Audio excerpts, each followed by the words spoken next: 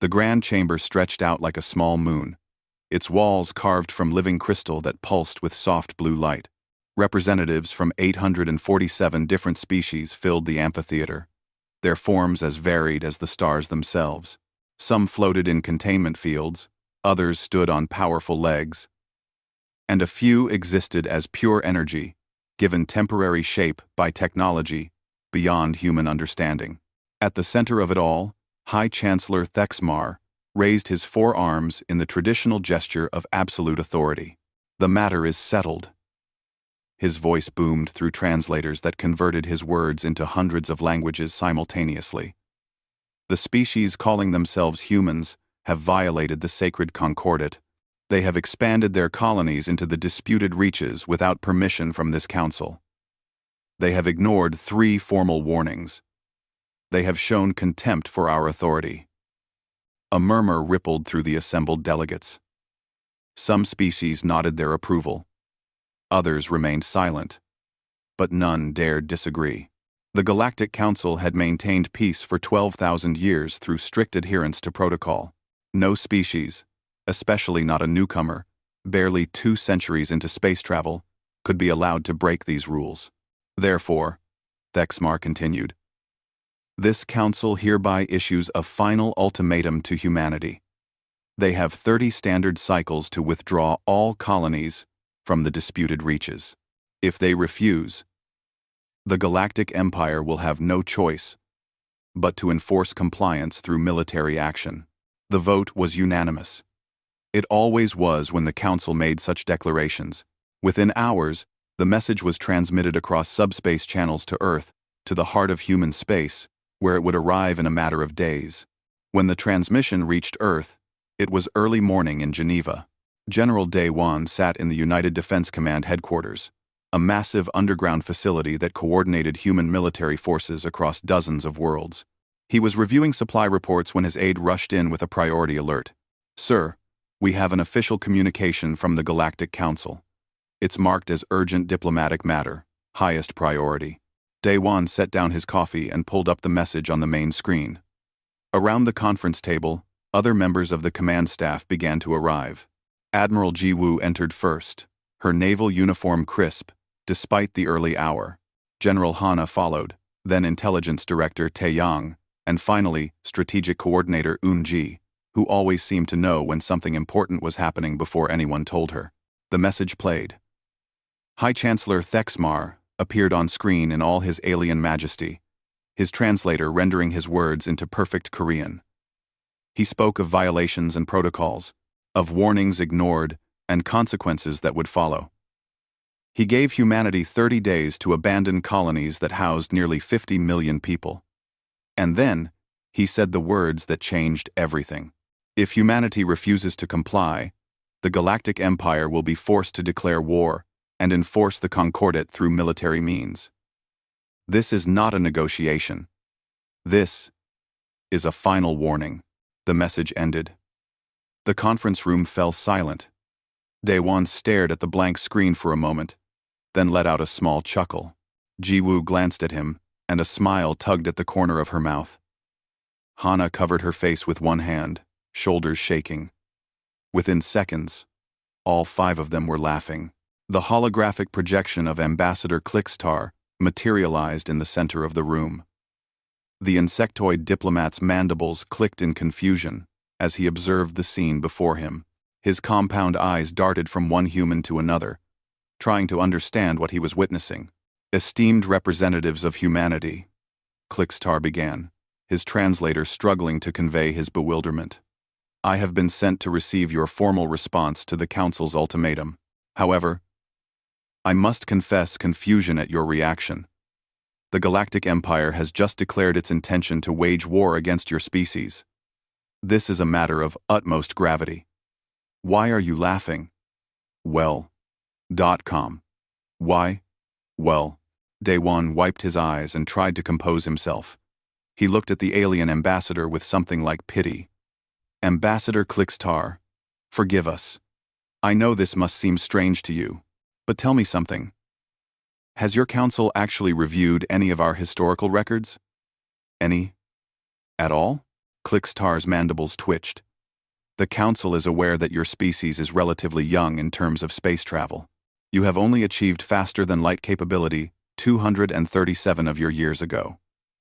Your technology is primitive compared to most Council species. Your population is small. End quote. You control only 18 star systems. These facts are sufficient for our strategic assessment. Right, Jiwoo said, leaning forward. But did you check what we did before we got to space? Did you look at our history on Earth itself? No. Jiwoo. Jiwoo. Jiwoo. Such details were deemed unnecessary. Clickstar replied stiffly. A species' pre-spaceflight development rarely impacts modern military capability. The Council's war computers have calculated the probable outcomes of any conflict with humanity. Your defeat is mathematically certain. Taeyang, who had been quiet until now, spoke up.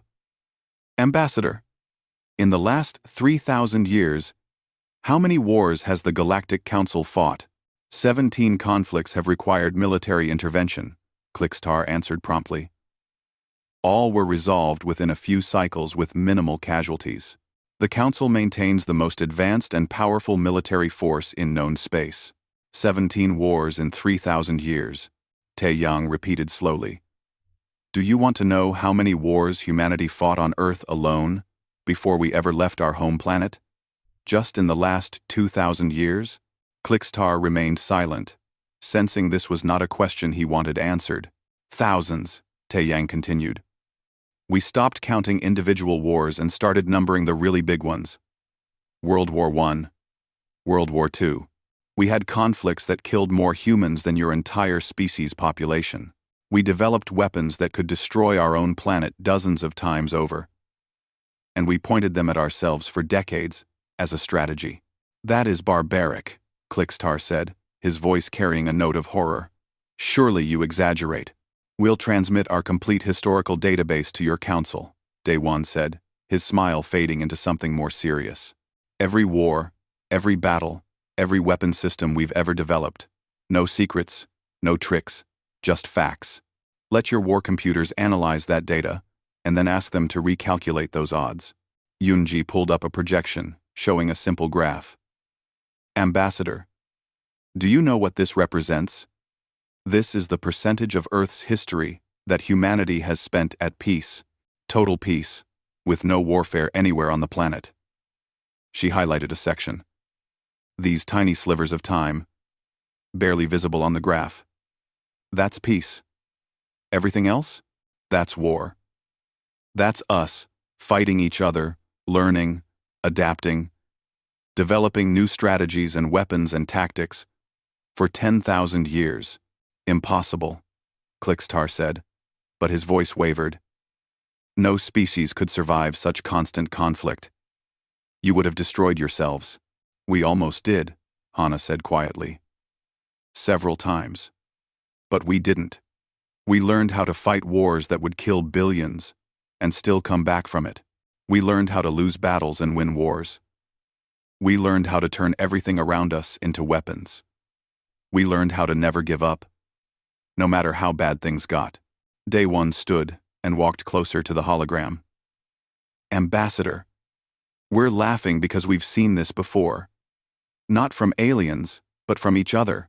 Throughout our history, some powerful nation or empire would rise up and decide they were strong enough to conquer everyone else. They always had better weapons, more soldiers, more resources, and they always learned the same lesson. Humans don't break easily. We don't surrender when we should. And we learn from every single fight. The Council's decision is final, Clickstar said, but he sounded less certain now. The ultimatum stands. Then you'll have your war, Jiwoo said simply. We won't abandon our colonies. We won't bow to threats. And when your fleets arrive, we'll show you exactly what 10,000 years of constant warfare taught us. The hologram flickered and died. The 5 humans sat in silence for a moment, the laughter gone now, replaced by the weight of what was coming. They have no idea, Unji said finally. No. Daewon agreed. They really don't. Get me our fleet commanders. Start mobilization procedures. And someone send a message to the colonies. Tell them to start digging in. We're about to teach the galaxy a very old lesson. Outside, Earth continued its rotation, unaware that its children had just been challenged by an empire that spanned the stars. But deep in the defense networks, in military academies and naval shipyards and marine training grounds, humanity began to wake up and remember what it had always been good at. War was coming. And for the first time in 2 centuries, humans wouldn't be fighting each other. 3 months after the ultimatum expired, the first expeditionary fleet of the Vexian Dominion dropped out of faster-than-light travel at the edge of the new Jeju system. Fleet Commander Veshkan stood on the bridge of his flagship, watching the view screen as 200 capital ships materialized from hyperspace in perfect formation. Each vessel stretched 3 kilometers from bow to stern, bristling with plasma cannons capable of melting a planet's crust. Scan for defensive positions, Veshkan ordered. His tactical officer, a young Vexian named Trelkan, worked his console with practiced efficiency. Sir, I'm detecting minimal military presence. 3 orbital defense platforms. Outdated design. Surface installations appear to be standard colony infrastructure. No sign of a major defensive fleet. Veshkan allowed himself a small smile. Perhaps the humans had seen reason after all. Perhaps they would surrender, without forcing him to demonstrate the Empire's power. He opened a communication channel to the planet below. This is Fleet Commander Veshkan of the Galactic Empire. I am here to enforce the Council's ultimatum. I demand that the colonial governor present themselves immediately to discuss terms of surrender. The response came quickly. Audio only at first, then video. A human appeared on screen, middle-aged by their standards, wearing casual civilian clothing, and holding a steaming mug of some dark liquid. He looked completely relaxed. This is Governor Byung-ho, the human said, taking a sip from his mug. Good morning, Commander. Or is it afternoon for you? I never know with different species and time zones. Veshkan's smile faded. Governor, I have 200 warships in orbit around your colony. This is not a casual conversation. You have 1 hour to begin evacuation procedures and prepare for Imperial occupation. Byung-ho nodded thoughtfully. Right. The whole war thing. Just to be clear, you're here to actually fight us? Like, with ships and weapons and battles and all that? That is correct. Veshkan said slowly, wondering if perhaps this human was simple-minded. If you refuse to comply with the Council's demands, military action will be taken. Huh. Byung-ho turned away from the screen. Honey, you were right. We're getting invaded. He turned back to Veshkan with a cheerful smile. Sorry about that. My wife bet me this would actually happen. I thought you guys would back down once you checked our history files, but I guess not. Anyway, we have a defense force on the way. Should be here in about 6 hours. You want to maybe grab some lunch while we wait? We have excellent barbecue down here. Veshkan cut the transmission with a sharp gesture. Insolent creatures, he muttered. Trelkan. Maintain battle readiness. When their so-called defense force arrives, we will destroy it quickly and proceed with ground operations. 6 hours later, the human fleet arrived. Veshkan watched as 40 ships dropped out of hyperspace, and he felt his confidence grow. 40 ships against 200. Even if human technology was more advanced than expected, the numerical advantage was overwhelming. Analysis, he commanded. Trelkan studied his screens. Sir, the human vessels are significantly smaller than our capital ships. Average length approximately 1 kilometer. Sensors detect primarily kinetic-based weapons systems. No plasma cannons. No graviton beams. No quantum disruptors. Their technology appears to be at least 2 generations behind Council standard. Primitive, Veshkan said. Open fire when they enter range. Target their command ship first. Let's end this quickly. The human ships scattered as they approached, moving in patterns that seemed random and inefficient. Veshkan's tactical computer labeled their formation as disorganized and panic-driven. Perfect. He gave the order to fire. Plasma bolts lanced out from 100 Vexian ships, brilliant streaks of superheated matter that could punch through any known shield system. They should have torn through the human fleet like a hot knife through ice. Instead, the human ships simply weren't where the plasma arrived. They had already moved, their acceleration profiles far exceeding what sensors had predicted. "They're faster than expected," Trelkan reported, his voice tight with surprise.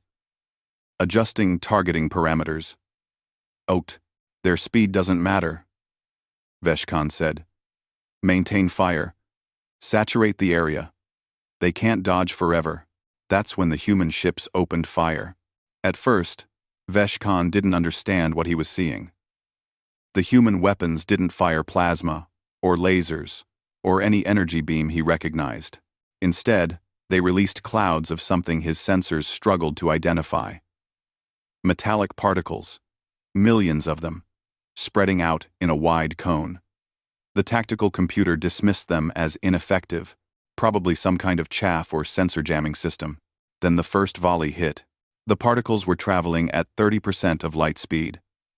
At those velocities, even a grain of sand carried enough kinetic energy to punch through armor plating. But these weren't grains of sand. They were ball bearings, millions of them, each one striking with the force of a small bomb. The Vexian shields, designed to deflect coherent energy beams and solid projectiles, proved utterly useless against a cloud of hypervelocity projectiles. Veshkan watched in horror as 47 of his ships simply came apart.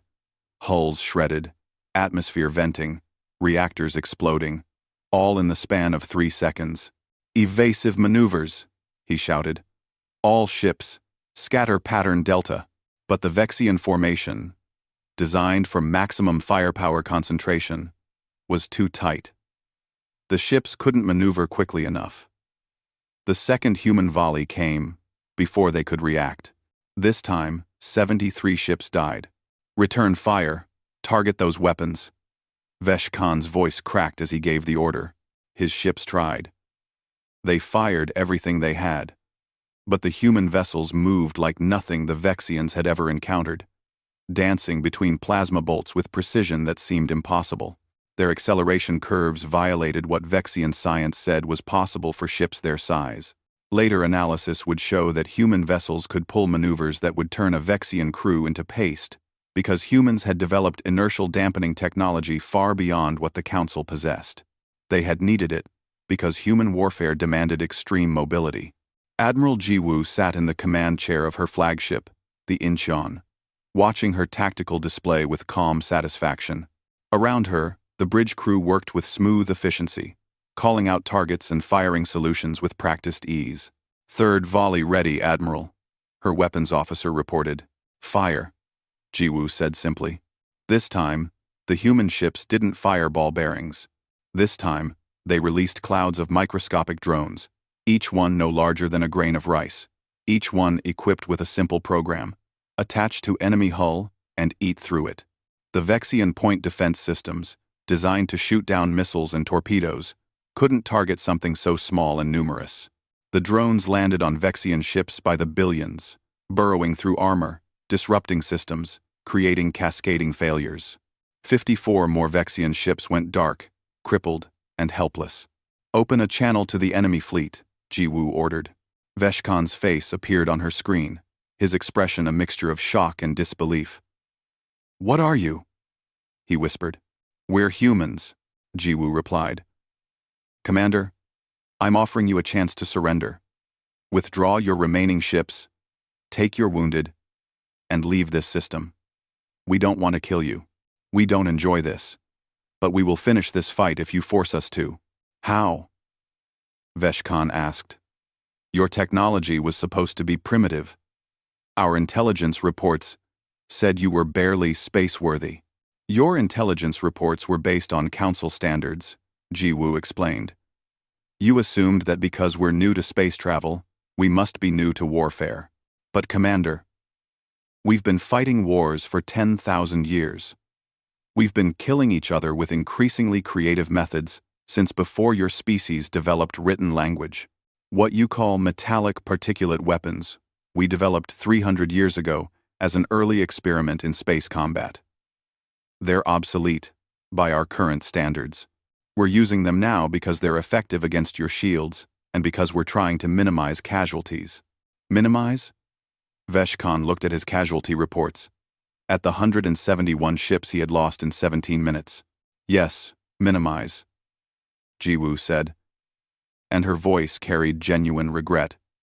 If we wanted you dead, Commander, we wouldn't have opened communications.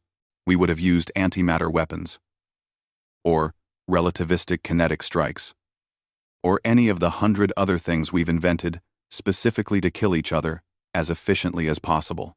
We're giving you a chance to leave because we understand what war really costs. We've paid that price in ways your species has never had to. Veshkan looked at his tactical display. 29 ships. That's all he had left of his mighty fleet. 29 ships out of 200, and the human fleet hadn't taken a single casualty. His warrior pride screamed at him to fight on, to die with honor rather than retreat in shame. But his duty to his crew, to the thousands of Vexians who still lived, demanded something else. We surrender, he said quietly. Smart choice, Jiwoo replied. Transmit your wounded to the medical coordinates we're sending. We have hospital ships standing by. Your survivors will be treated with respect and returned home once this war is over. The transmission ended. Veshkan slumped in his chair, staring at nothing.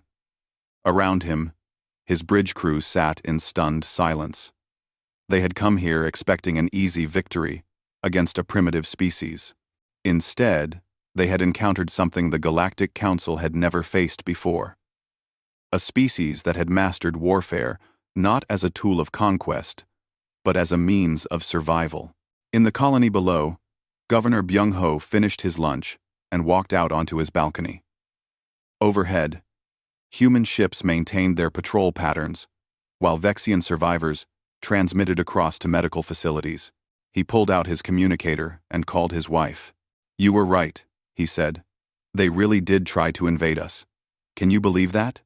After everything we put in the public database about our history, they actually thought they could just show up with some ships and we'd surrender. His wife's laugh came through the speaker. Did you at least offer them barbecue like I suggested? I did. They didn't take me up on it, though. Probably too busy being shocked that we won. He paused. Honey, do you think they'll send more ships? Probably, she said. People don't usually learn from just one lesson. Yeah, Byung-ho agreed, looking up at the stars. That's what I thought, too. The news of Veshkan's defeat reached the Galactic Council within 3 days. High Chancellor Thexmar stood before the assembled representatives, reading the battle report with growing disbelief. 200 ships reduced to 29 in 17 minutes.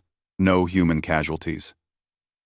The report must be inaccurate, announced Council Member Draxith, a crystalline being whose species had never lost a military engagement in 4,000 years. Perhaps Veshkan's fleet encountered a malfunction. Or perhaps the humans used some kind of trick, some deception, that wouldn't work a second time. Thexmar wanted to believe that. He needed to believe it. The alternative was that the Council had started a war with a species they fundamentally misunderstood, and that was unthinkable. The Council didn't make mistakes of that magnitude. They couldn't. We will dispatch the 2nd and 3rd expeditionary fleets, Thexmar declared. 600 ships under the command of War Marshal Drex Nor. Surely no primitive species can stand against the might of half our naval forces. The Council voted in agreement. War Marshal Drex Nor accepted his command with pride. He was the most decorated military commander in galactic history. A veteran of all 17 conflicts the Council had fought in the past 3,000 years. He would not fail, as Veshkan had failed. Before the fleets could depart, a priority message arrived from Earth. General Day 1 appeared on the Council's main viewing screen, flanked by his command staff. He looked calm, almost friendly, as he addressed them. Honored members of the Galactic Council. Day 1 began. I understand you are preparing to send additional forces against us. Before you do, I would like to make an offer. Humanity will transmit our complete military history to your databases. Everything. Every war we've ever fought, every weapon we've ever built, every strategy we've ever used. No secrets, no hidden information. Just facts. Thexmar's mandibles clicked in confusion. Why would you reveal such information? To an enemy? Because we're hoping you'll actually read it. Daewon replied. And if, after reviewing our history, you still believe that sending 600 more ships against us is a good idea, then we'll respect your decision. But at least you'll be making an informed choice. Next to Daewon, an elderly human woman leaned forward. My name is Dr. Subin, she said. I'm the director of Xenological Studies, Counselors. I have spent my career studying how different species develop and evolve. I have read your histories, your cultural records, your philosophical texts. I understand how you think, how you perceive conflict. And I'm asking you, please, before you send more of your people to die, take a few days to understand how we think. Thexmar considered refusing, but curiosity won out. What harm could it do to review their data? Perhaps it would reveal weaknesses, tactical patterns that could be exploited. Very well. Transmit your historical database. We will review it before War Marshal Drex Nor departs. The data began arriving within the hour. The Council's quantum computers, capable of processing billions of calculations per second, started analyzing humanity's military history. The Council members decided to start with what humans called World War I, assuming it would be a reasonable baseline for understanding industrial-era warfare. The analysis lasted 47 minutes before the system halted with an error message. What's wrong? Thexmar demanded of his technical staff. Sir, the computer is flagging the casualty data as corrupted. According to the files, over 1 million soldiers died in a single battle called the Somme. That number exceeds the total casualties of all 17 Council conflicts combined. The system believes this must be a data entry error. Verify the information, Thexmar ordered. 3 hours later, the verification came back. The numbers were correct. Over 1 million casualties in a single battle. A 4-month battle. In a war that lasted 4 years. And that war, the humans helpfully noted, wasn't even their most destructive conflict. Thexmar ordered his analysts to continue reviewing the data. What they found horrified them. Humans had fought a war so terrible they named it World War II. 70 million deaths. Cities destroyed by bombs that created artificial suns. A conflict that killed 3% of Earth's entire population. The Council analysts discovered that humans had invented nuclear weapons, devices that released the power of stars, and had built 70,000 of them. Not for conquest, for deterrence. They had pointed these world-ending weapons at themselves for decades, knowing that using them would destroy both sides, and they had called this strategy mutually assured destruction.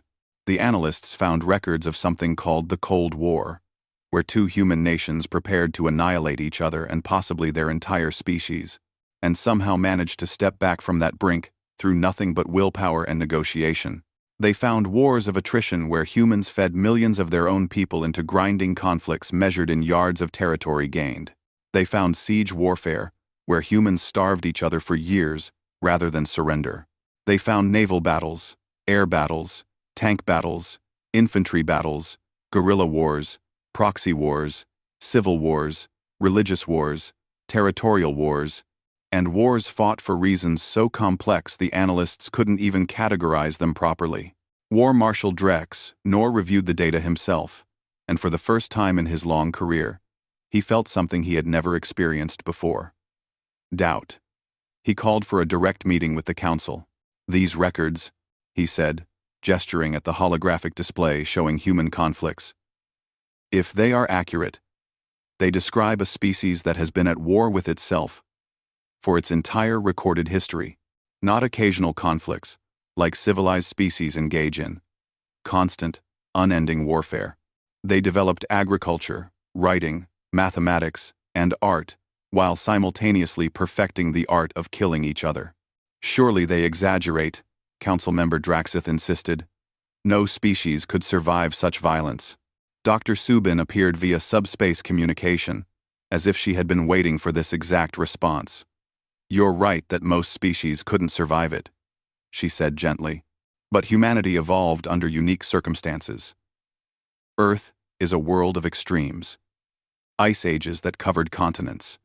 Predators that hunted humans for food. Diseases that killed millions.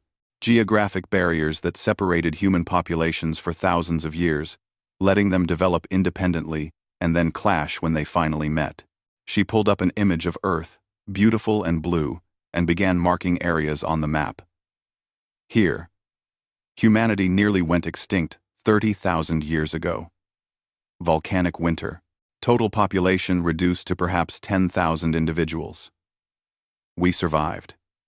Here, a plague killed 1/3 of Europe's population in 4 years. We recovered. Here, and here, famines that killed millions. Wars that depopulated entire regions. Disasters, natural and artificial. And through it all, humanity adapted. But why? Thexmar asked. Why would evolution favor such violence?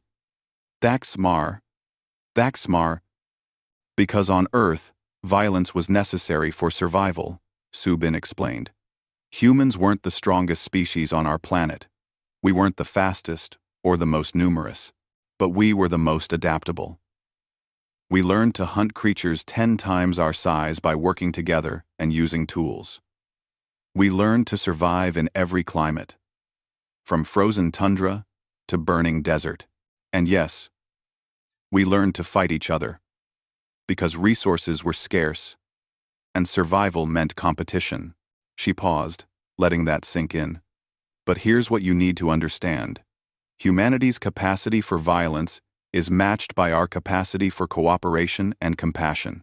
We fight wars, yes, but we also build hospitals in war zones. We create weapons of mass destruction, but we also create organizations dedicated to preventing their use. We're capable of terrible things, but we're also capable of choosing not to do them. War Marshal Drexnor studied her face on the screen. You're asking us to surrender before we've even truly fought. I'm asking you to reconsider before more people die unnecessarily, Subin replied.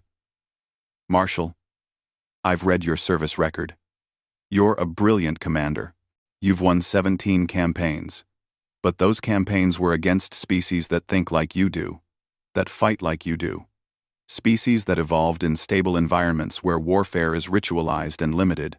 We're different. We don't fight to win territory or resources or honor.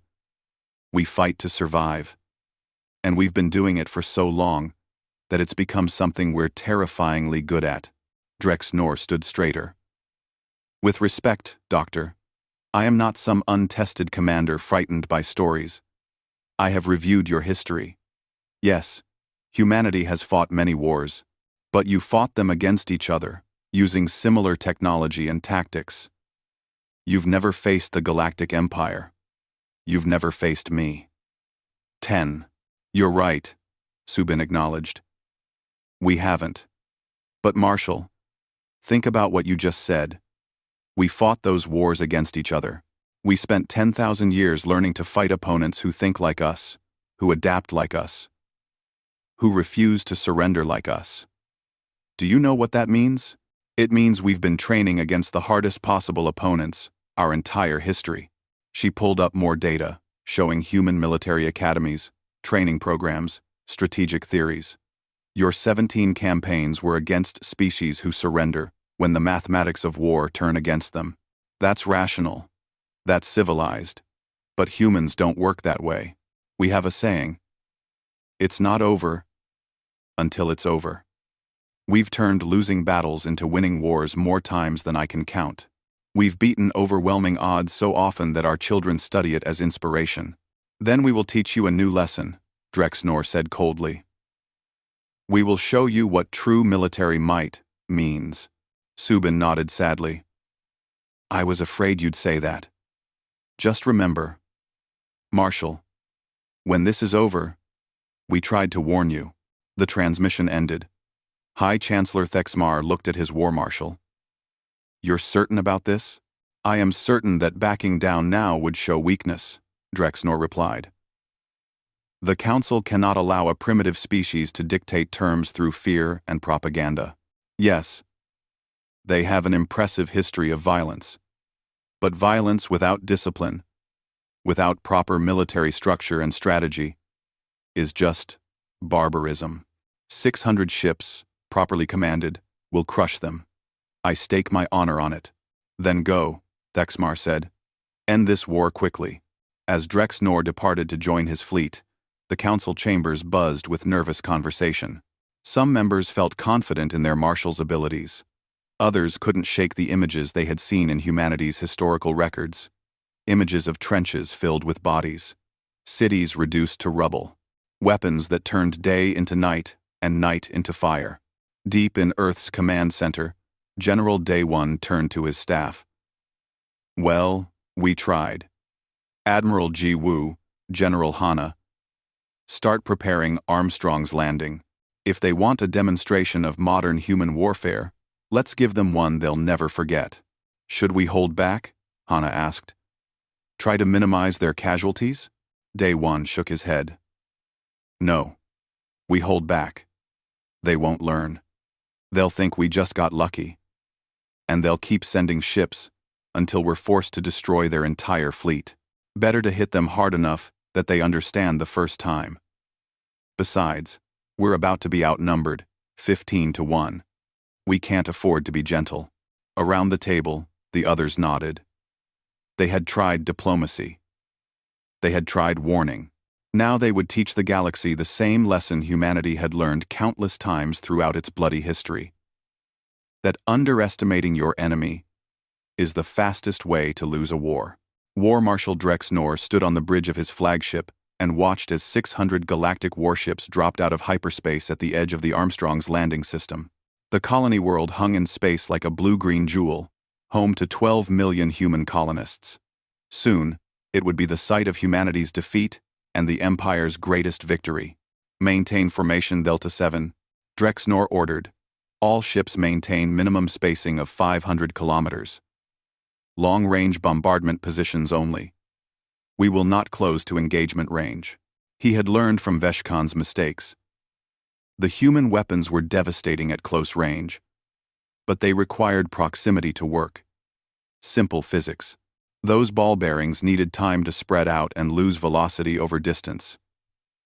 At maximum range, his plasma cannons would tear through human defenses, while their primitive kinetic weapons harmlessly dispersed into space. Target all major population centers, Drexnor commanded. We will force them to surrender by demonstrating the futility of resistance. The bombardment began. Brilliant streams of superheated plasma lanced down through Armstrong's atmosphere, striking cities with the force of small stars. Streets turned to rivers of molten glass.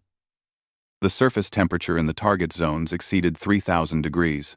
In the command bunker 3 kilometers beneath the planet's surface, General Hana watched her displays calmly. All civilians evacuated? Affirmative, her second-in-command reported. Everyone's in the deep shelters. The surface installations are empty except for automated defenses. Good. Let him waste his ammunition on buildings. How long until the fleet arrives? Admiral Ji Woo's task force will be in position in 43 minutes. Hana nodded. Armstrong's landing looked like a lightly defended agricultural colony on paper. In reality, it was the most heavily fortified position in human space. They had been building these defenses for 6 months, ever since the war began. The entire planet was a trap, designed specifically for an enemy who thought range and firepower were all that mattered. Start Phase 2, Aina ordered. In space, seemingly empty space, 300 human ships decloaked. They had been drifting cold and silent for weeks, positioned along every logical approach vector to the planet. They had been there when Drexnor's fleet arrived, invisible to galactic sensors, waiting. All ships, weapons free, Admiral Ji Woo transmitted from her flagship. Target their command vessels first. Remember, we're not trying to just win this battle. We're trying to end this war. The human ships opened fire. But they didn't use ball bearings this time.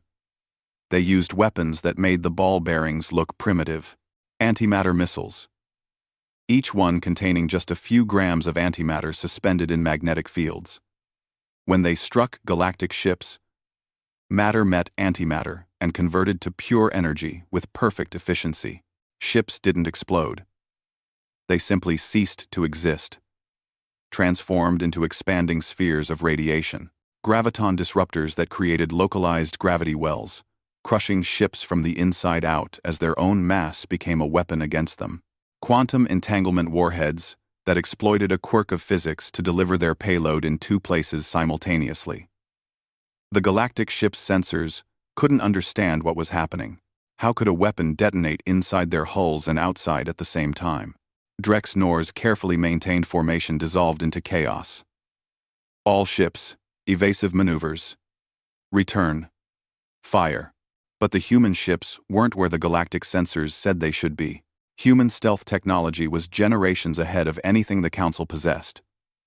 Refined through centuries of humans trying to hide from each other's increasingly sophisticated detection systems. The galactic ships fired at ghosts, while real threats slipped through their defenses like shadows. "Sir, we've lost 97 ships," Drex Nor's tactical officer reported, his voice shaking. "The enemy is using weapons we've never encountered. Our shields are ineffective. Deploy the ground forces," Drex Nor snapped.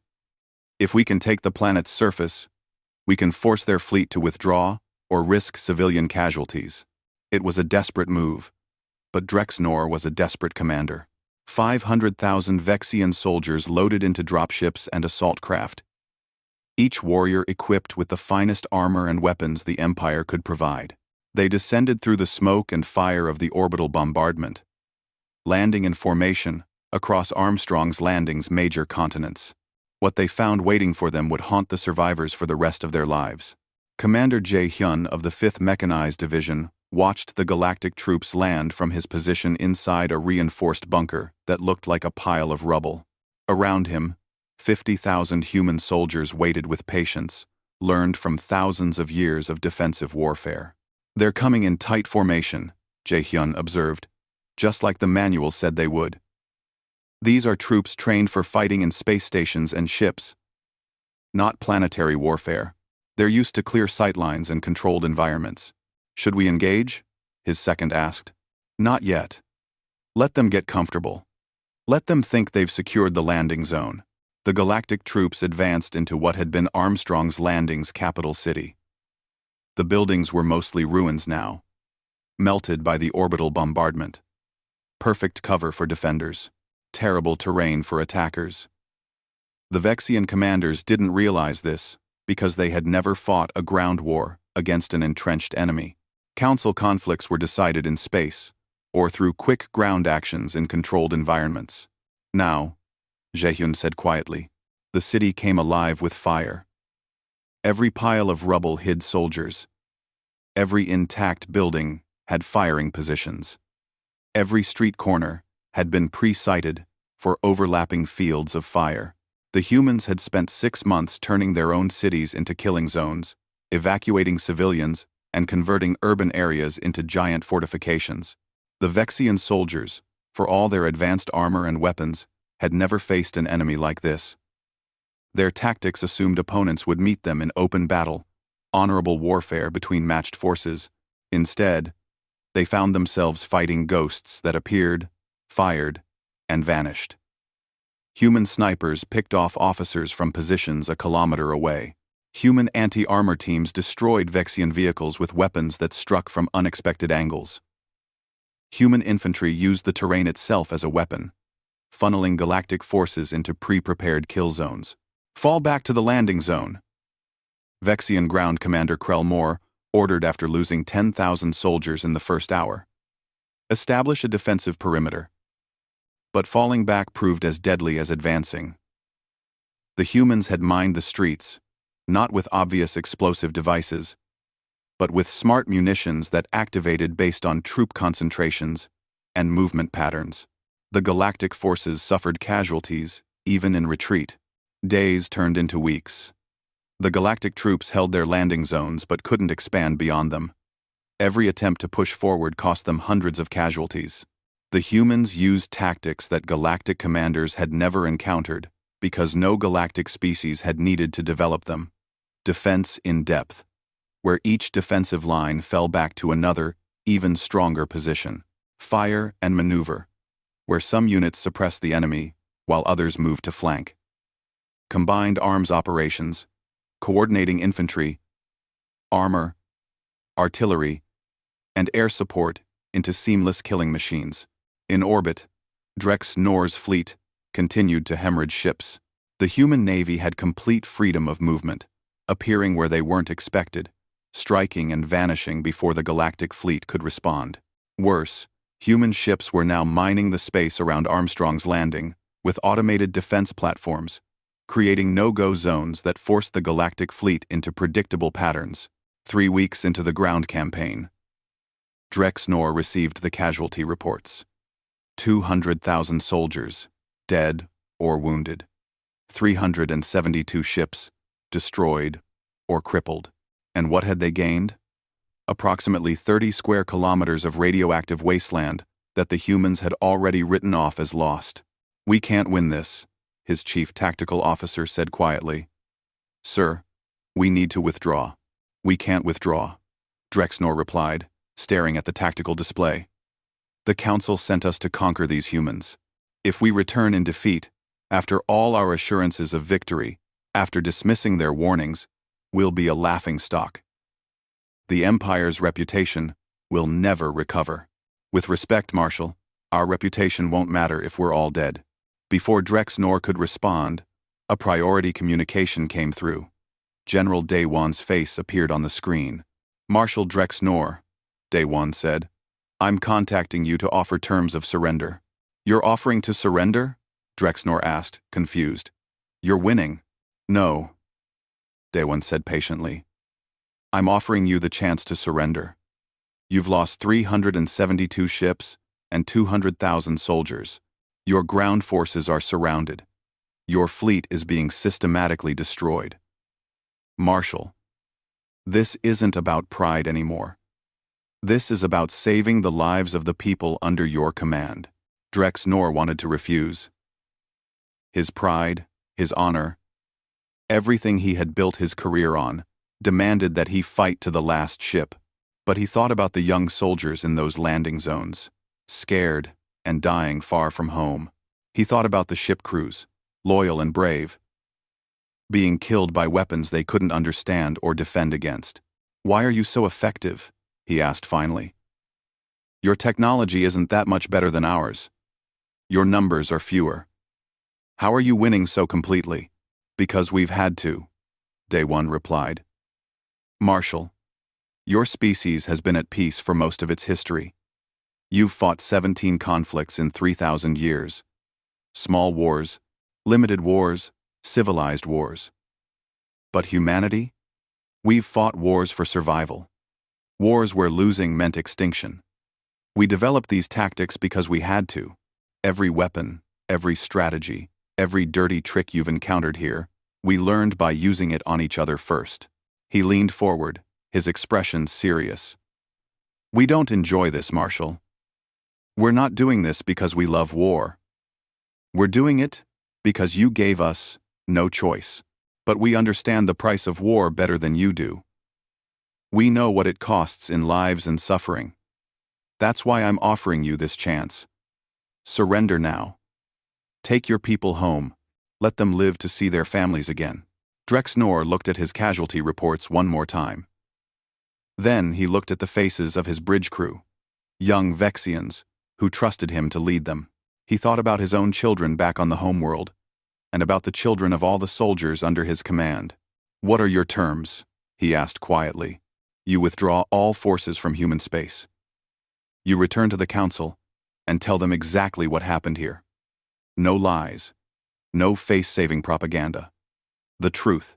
In exchange, we'll provide medical care for your wounded repair your damaged ships enough to get them home, and return all prisoners unharmed. You would treat us with such mercy? Yes, Day One said simply. Because that's who we are. We're good at war, Marshal. But that doesn't mean we're monsters. We're human, and humans understand that even enemies deserve dignity. Drexnor closed his eyes for a moment, feeling the weight of defeat, but also the relief of knowing his people would live. I accept your terms. We surrender. The Galactic Council chambers had never been so chaotic. Representatives from 847 species argued, shouted, and demanded action in hundreds of different languages. High Chancellor Thexmar stood at the center of the storm, trying to restore order, but his authority had crumbled along with War Marshal Drexnor's fleet. 600 ships. Council member Draxith's voice cut through the noise. We sent 600 of our best ships with our greatest commander, and they were defeated in 3 weeks. How is this possible? The humans are using forbidden weapons. Another representative claimed. They must be. No primitive species could achieve such victories through conventional means. We should mobilize the entire fleet, a military advisor suggested. Overwhelm them with pure numbers. Send 10,000 ships if necessary. And lose 10,000 ships, another voice countered. Haven't you learned anything? They're not primitive. We were wrong. We were terribly, catastrophically wrong. In the midst of this chaos, a junior diplomatic aide named Krelith stood up. He was a minor functionary from a small species, someone who normally would never speak in full council session. But he had been reviewing the reports, especially the sections about human treatment of prisoners, and something didn't make sense. Excuse me, he said quietly. His voice was lost in the noise. He tried again, louder. Excuse me. I have a question. The chamber gradually fell silent. More from surprise than respect. Thexmar gestured for him to continue. Thank you, Chancellor. I've been reviewing the prisoner reports. The humans have captured over 200,000 of our soldiers and ship crews across both battles. That's a massive number of prisoners. By standard protocol, they should be held as hostages to force favorable treaty terms. But according to these reports, the humans are feeding them, providing medical care, even allowing them to send messages home to their families. He looked around the chamber. Why would they do that? If they're barbaric warriors who've spent 10,000 years perfecting the art of killing, why treat enemies with such kindness? The question hung in the air. No one had a good answer. Finally, Thexmar spoke. Perhaps it's a trick. A way to make us lower our defenses. Thanks for watching. End quote. Or perhaps, a new voice said, it's because you still don't understand who humans really are. A hologram materialized in the center of the chamber. Ambassador Lisses Ara, a scholar diplomat from the peaceful Listen Confederation, appeared before them. The Lissens had no military to speak of, no territory to defend, but they were renowned throughout the galaxy for their wisdom and understanding of other species. Chancellor, Council members, I request permission to travel to Earth as an official diplomatic observer. Not to negotiate surrender, not to threaten or posture, but simply to understand. Let me speak with these humans. Let me learn who they really are. Then I will report back to you, and we can make decisions based on understanding rather than fear. Thexmar wanted to refuse. His pride demanded it. But he was also a realist, and the Empire was running out of options. Very well, Ambassador. You have 3 months. Lissizara arrived on Earth 2 weeks later. President Hyun Woo greeted her personally at the landing pad in Geneva, accompanied by Chief Diplomatic Officer Su Min. The ambassador was surprised by how normal everything looked. She had expected a militarized society.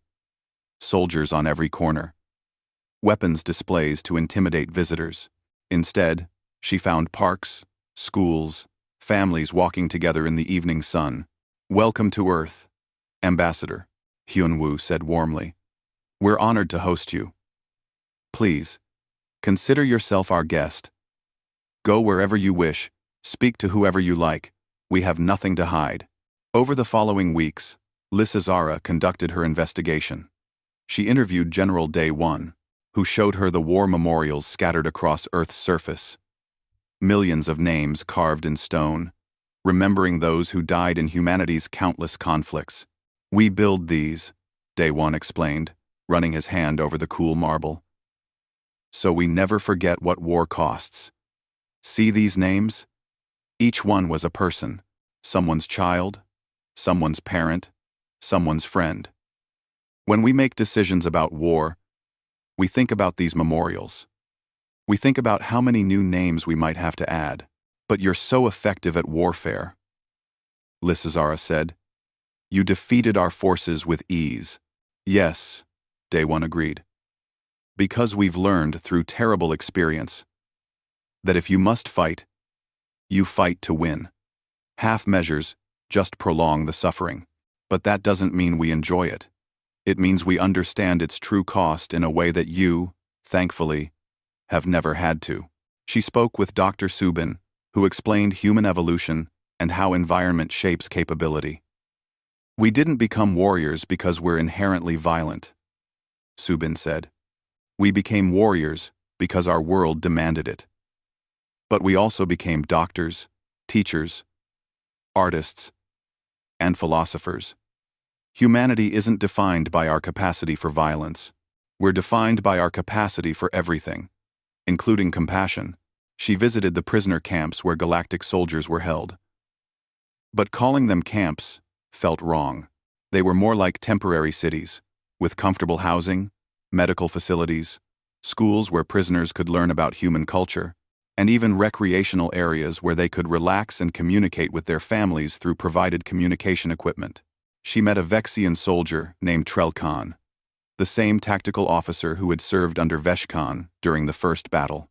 He was teaching a class on galactic history to human students. His former enemies, now sitting attentively and asking questions about his species' culture.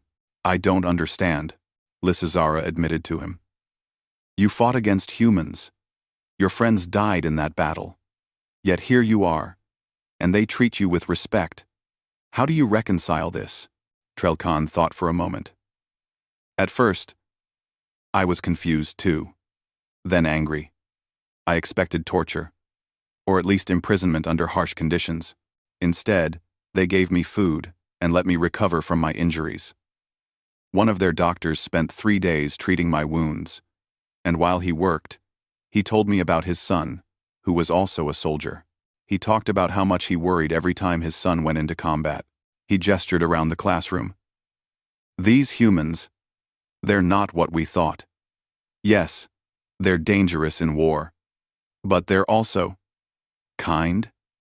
Is that the right word? They understand that I was just following orders. That I have a family back home who wants me to return safely. So, they're keeping me safe until this war ends and I can go home. And in the meantime, they're curious about my culture, my history. They want to learn from me. Lissazara interviewed Commander Jae-hyun, who had led the ground forces at Armstrong's Landing. She expected to meet a hardened warrior, someone cold and brutal. Instead, she found a thoughtful man who spoke softly about the soldiers he had lost. Every one of them was precious, he said, looking at the casualty reports. These numbers, they're not statistics to me. They're people, young men and women who volunteered to defend their homes. Some of them wrote me letters before the battle, asking me to contact their families if they didn't make it. I kept every letter. I'll carry them for the rest of my life. But you won the battle, Lissazara said. You defeated a force far larger than yours. Yes, we won, Jae-hyun acknowledged. And I'm glad we did, because it meant fewer of my soldiers died. But winning doesn't make me happy. I wish the battle had never happened. I wish your war marshal had listened to our warnings. All those deaths, on both sides, they were preventable. That's what makes me sad. After 3 months, Lissazara compiled her findings into a comprehensive report. She titled it, The Paradox Species. Understanding Human Duality. She presented it to the full Galactic Council, and as they listened, the chamber grew quiet. "Honored council members," she began, "I have spent 3 months among humans, and I have learned that we made a fundamental error in our understanding of them. We judge them by our own standards, and those standards do not apply." She displayed images and data as she spoke. Most galactic species evolved in relatively stable environments. Abundant resources, few natural predators, moderate climate. As a result, warfare became ritualized, limited, a tool of diplomacy rather than survival. We fight to resolve disputes, not to annihilate enemies. We surrender when the mathematics favor defeat because continuing the fight is illogical. Humans evolved differently. Their planet killed 99% of their evolutionary ancestors. They survived ice ages, predators, plagues, and disasters that would have ended most species. They learned to fight not for resources or territory, but for existence itself. Every human alive today is descended from survivors, from individuals who refused to give up even when giving up was the logical choice. She paused, letting that sink in. This made them incredibly effective at warfare. 10,000 years of constant conflict refined their tactics and technology. But here's what we missed. That same harsh environment also taught them the value of cooperation, compassion, and mercy. They learned that survival isn't just about being strong. It's also about being wise enough to know when to fight and when to make peace. Lissazara showed them footage from the prisoner camps, images of human doctors treating galactic wounded, human teachers sharing knowledge with former enemies, human families hosting galactic prisoners in their homes. "Look at this," she said. "This is not the behavior of barbaric conquerors. This is the behavior of a species that understands war's true cost and chooses compassion whenever possible. They defeated our forces completely, yet they treat prisoners with dignity and respect. They could have used hostages to force favorable terms. Instead, they're feeding them, healing them, and preparing to send them home." She turned to face Thexmar directly. "Chancellor, we started this war because we thought humans were primitive and would surrender easily. We were wrong on both counts. They're not primitive.